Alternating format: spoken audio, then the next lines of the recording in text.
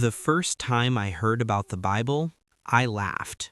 People said it was cursed. They said it wrote names, and once your name appeared, you didn't live long after. I didn't believe in such things. My name is Kofi, and I was visiting my grandmother's village for the first time in years.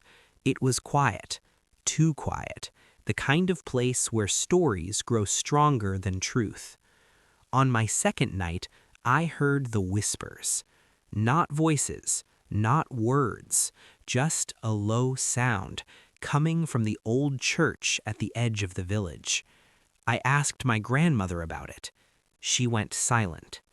"Don't go near that church," she said, "especially at night." I asked why. She looked at me for a long time before speaking. "There is a Bible there," she said. "It does not wait for prayer. It writes names." That was all she said. The next morning, I saw the church for the first time. The building was old, cracked walls, a crooked cross. The doors were open. Inside, it was dark, cold, and very still. A man stood near the altar, Pastor Madu. He looked normal, too normal. "You're not from here," he said calmly. I nodded. He smiled, but his eyes didn't move. "You've heard about the Bible," he said. I didn't answer. He turned toward the altar. "That book does not predict death," he said. "It prepares for it." I saw the Bible then. It looked ordinary, old leather cover, thick pages, but something about it felt wrong, like it was watching. I took a step back. Pastor Madu spoke again. "Names appear without warning," he said, "sometimes days before, sometimes hours." I asked him why people didn't burn it. He shook his head. "It cannot be destroyed," he said. "It existed before us." As he spoke, the pages moved, slowly, by themselves. I felt my chest tighten. The pastor leaned closer. "Have you checked your name recently?" he asked. I laughed nervously. "What do you mean?" He didn't answer. Instead, he turned the Bible toward me. And that's when I saw it. A page filled with names, written neatly, carefully.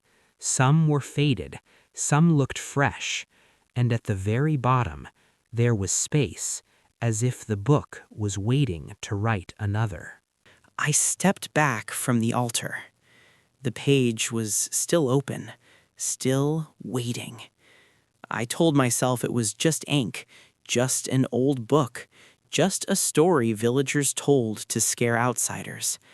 But my hands were shaking. Pastor Madu watched me closely. "Do you see your name?" he asked. "No," I said quickly, too quickly. He nodded as if he already knew. "That's good," he said.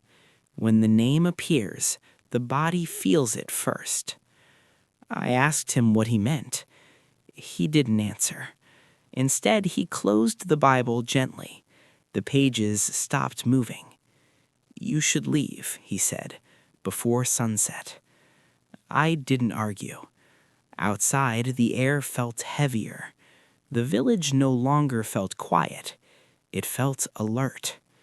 That afternoon, I noticed something strange. People avoided looking at me. When I greeted them, they smiled politely, but stepped away. An old woman dropped her basket when she saw me. She whispered something and hurried off. I followed her. "Please," I said, "what's wrong?" She looked at my chest, then at my hands, then my face. "You were inside the church," she said. "Yes." Her voice trembled. "Did you see the Bible?" I didn't answer. Her eyes filled with fear. "Go home," she said, "before your name learns you." That night, I couldn't sleep. I felt a pressure behind my eyes, a dull ache in my chest. like something was being pressed, slowly, patiently. I heard pages turning, not outside, inside my head. I sat up, breathing hard. My name echoed in my thoughts, over and over. I checked my phone. No signal. The power went out. The darkness felt thicker than before. Then I heard footsteps, slow, measured, stopping outside my door. A soft knock followed. "Kofi," a voice whispered. "It has begun." I opened the door. Pastor Madu stood there. In his hands, the Bible. It was open, and this time, I didn't need to look. I felt it. My name was being written. I didn't remember inviting Pastor Madu inside, but suddenly he was already there. The Bible rested in his hands, heavier than it should have been. The pages no longer fluttered. They were still, like they were listening. "You should not fight it," he said softly. I asked him to leave. He shook his head. "It has already read you." That night, the pain started. Not sharp, not sudden. Slow. My chest felt tight, like invisible fingers pressing inward. My thoughts wouldn't stay in one place. Memories I had buried, faces, voices, mistakes, rose up without warning. I saw my father's face, my first lie, the thing I did that no one ever found out about. The Bible reacted. The pages trembled. Red letters appeared again, darker than before. Pastor Madu watched carefully. "It writes what you hide," he said. "That is how it learns your ending." I screamed at him to stop it. He didn't touch the book. I cannot. No one can once the name starts forming. Morning came, but I felt worse. When I looked in the mirror, I froze. Faint red lines traced my collarbone. Letters. Not complete, not readable yet, but alive. I covered them with my shirt and ran outside. The village was awake, too awake. People stood in small groups, whispering. When they saw me, the whispers stopped. A man grabbed my arm. "Has it written you?" he asked urgently. I pulled away. "I don't know." His grip tightened. "Listen carefully," he said. "When the Bible finishes your name, you have 3 days. 3 days for what?" He swallowed. "To accept it. To fight it?" He laughed bitterly. "No one fights it." He released me and walked away. That evening the whispers returned, not in the wind, not in the walls, in my blood. "Read yourself," they murmured. "Come back." I tried to leave the village. My car wouldn't start. The road out felt longer than before, twisted, wrong. Every path led back to the church. At sunset, my chest burned. The letters on my skin grew clearer. I locked myself inside my room. Then I heard it, the sound of a book opening. Behind me. I turned slowly. The Bible was on my bed, open, waiting. And across the page, my name was almost complete. Only one letter left. I froze, staring at the pages.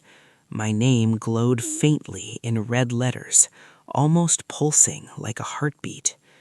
I couldn't move. I couldn't think. Every muscle in my body was frozen, not by fear, but from something deeper, something older. The whispers grew louder, not outside, inside me. "It knows you. It sees you. It waits." I didn't know how long I stayed like that. Minutes? Hours? Time had no meaning. The door creaked behind me. Pastor Madu stepped in, calm, controlled. His eyes held no emotion, but I could feel his awareness, his understanding. "It is done," he said softly. "Your name is complete." I swallowed. "What happens now?" I whispered. He smiled slightly. "You live, for now, but it watches, it waits, and it demands a part of you every day until it is satisfied." I looked back at the Bible. It seemed alive. The letters shimmered like fresh blood on the page. Then, almost imperceptibly, one line began to move, not forming words, just writhing, alive, hungry. I felt a tug in my chest, a pulling sensation, like the book wanted something from me, and I didn't know how to give it to it. Pastor Madu spoke again. "You will see visions. You will hear voices. Some nights, it will claim more than memories." The candlelight flickered violently, though there was no wind. The shadows stretched toward the Bible. They moved unnaturally. They whispered in languages I didn't know. Faces appeared in the dark corners, faces I had never seen, yet somehow familiar. I tried to close the book. It was stuck to the altar, like glue, like it belonged there, and everywhere else at the same time. I realized then, this was not just a book. It was a force, a predator, and my name, my life, was written inside its pages. I sank to the floor, my head in my hands. The whispers became louder, chaotic, furious.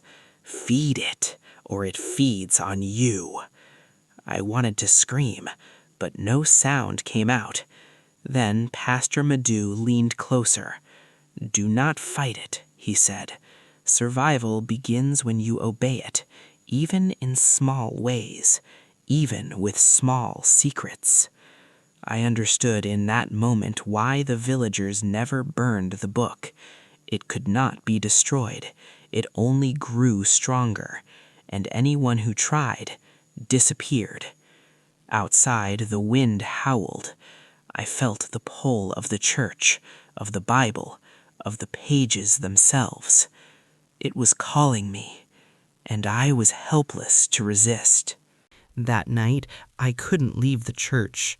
Pastor Madu said it was safer that way. "Once your name is written," he told me, "the first night is always the worst."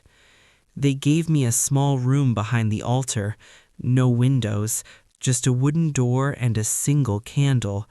I sat on the floor, my back against the wall, listening. At first, there was only silence, then breathing, not mine. The candle flame bent sideways as if something unseen passed through the room. The walls creaked softly like they were stretching. I felt it again, that pull in my chest. Gentle, patient, hungry. Then the whispers returned, clearer now, closer. "Your fear tastes sweet." I covered my ears. It didn't help. The voices were inside my head. Suddenly, the floor grew cold, too cold. Dark stains appeared beneath my hands, spreading slowly across the wood. I scrambled backward, but the stains followed me. They began to form shapes, faces, dozens of them, eyes wide open, mouths moving silently. I recognized one, a man from the village. They said he had moved away years ago, but now I knew the truth. The Bible had taken him. My chest tightened. I couldn't breathe. The candle went out. In the darkness, I heard pages turning, slow, deliberate. A red glow filled the room. The Bible was no longer on the altar. It was in front of me, floating. My name appeared again, brighter than before. Below it, new words began to form, not written, dripping. I felt something slip from my mind, a memory, my childhood home, my mother's voice, gone, ripped away like it never existed. I screamed. The Bible pulsed in response. It liked that. The faces around me whispered together now, "Feed it, feed it." I understood then. This was the price. Every night it would take something, a memory, a fear, a piece of me. By morning I was shaking on the floor. The Bible was gone. The room was empty.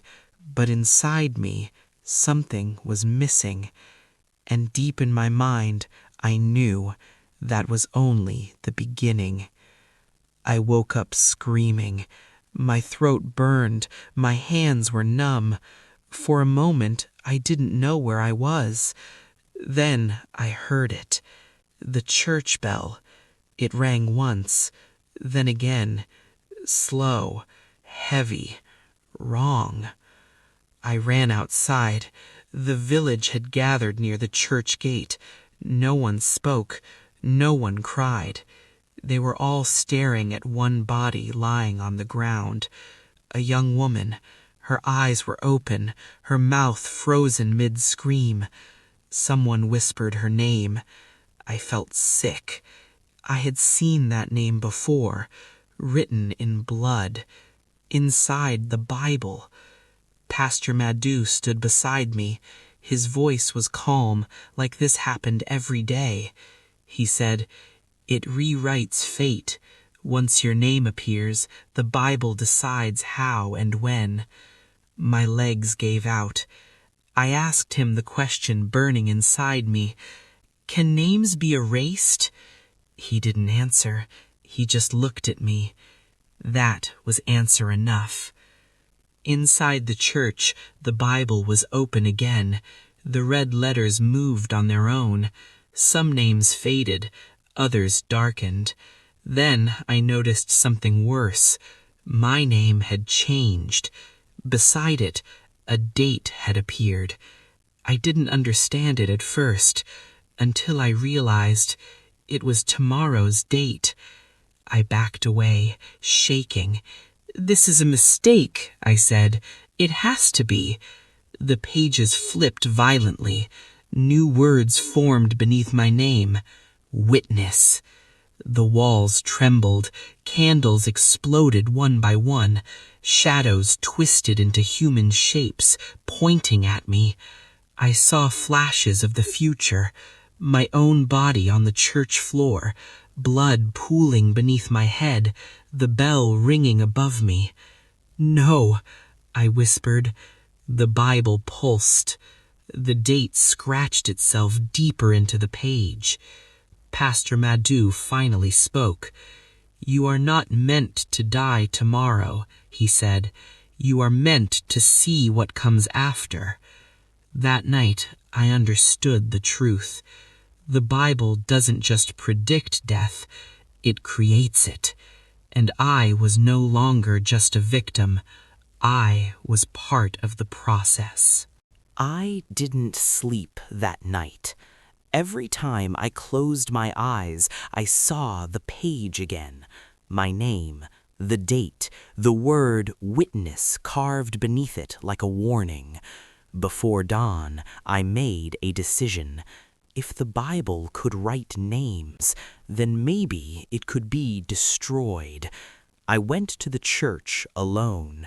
No candles were lit, yet the Bible glowed faintly on the altar, like it was expecting me. The air was cold, sharp enough to sting my lungs. I grabbed it. The moment my fingers touched the cover, pain exploded through my body. Not physical pain, memories, faces I didn't recognize, deaths I hadn't lived, screams that weren't mine. The Bible showed me everything, every person whose name it had written, every life it had taken, every soul it still owned. "You cannot burn memory," a voice whispered. Not Pastor Madu's voice, something older. I dragged the Bible outside. I poured oil on it. My hands were shaking. My heart felt like it was tearing itself apart. I struck a match. The flames touched the pages and went out. The blood letters began to move faster, violently. Names crawled across the pages, overlapping, screaming. My name burned brighter than all the others. Pastor Madu appeared behind me. "You misunderstand," he said quietly. "The Bible doesn't belong to the church." He pointed to my chest. "It belongs to you now." I felt something shift inside me, like a door closing. The book slipped from my hands and fell open. My name faded. For a moment I felt relief. Then another name appeared beneath it, Pastor Madu's. He smiled sadly. "That's the price," he said. "To delay your ending, someone else must be written." The bell rang once. I understood then. The Bible can't be destroyed. It can only be fed. And I had just fed it. Pastor Madu collapsed at the church steps before sunrise. No one screamed. No one ran. The villagers already knew. They stood at a distance, heads lowered, as the church bell rang once and then stopped. The Bible lay open on the altar inside, quiet now, almost peaceful. My name was still there, but the date was gone. I should have felt relieved. I didn't. When I looked closer, I understood why. Beside my name, a new word had appeared. Keeper. My chest tightened. Pastor Madu's name was fading, dissolving into the page like dried blood washed away by time. The Bible didn't need him anymore. It had me. The villagers approached slowly. Their eyes were no longer afraid. They were respectful. An old man stepped forward. "It has chosen," he said. "They didn't ask if I wanted this. They never do." That night I stood alone inside the church. The Bible rested in my hands, warm, breathing. The whispers no longer screamed. They spoke clearly now.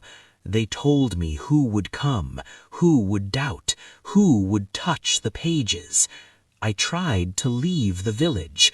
I couldn't. Every road led back to the church. Every shadow pointed toward the altar. Sometimes travelers arrive, journalists, curious men, people who don't believe in curses. I tell them the same thing Pastor Madu once told me. You can look, but don't touch. Some laugh, some don't listen. And late at night, when the candles flicker and the Bible opens itself, a new name begins to write, slowly, patiently, in blood. Because the Bible does not predict death, it chooses it. And one day, it will choose you. If you survived this story, subscribe and step into more tales of African horror. Like, comment, and share, but beware, the whispers are always listening. Turn on notifications if you dare, and never miss a cursed story.